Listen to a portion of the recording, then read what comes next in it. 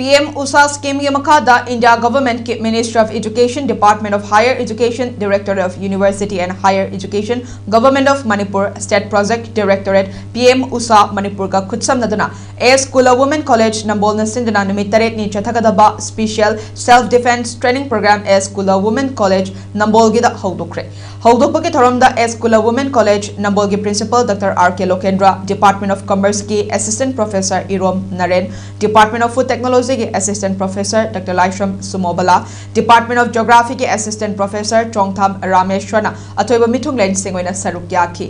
Self Defense Training Program asida South Asian All Sports Federation ki General Secretary amadi Technical Director oiriba Grandmaster N.G. Jit Kumancha amadi South Asia Kung Fu Federation TSU Committee ki Chairman amadi Technical Director Dr. Huidrom Romina Instructor oina saruk yaduna college asige mahiru nupi macha singda takpi tambiba ki thabak pangthokli.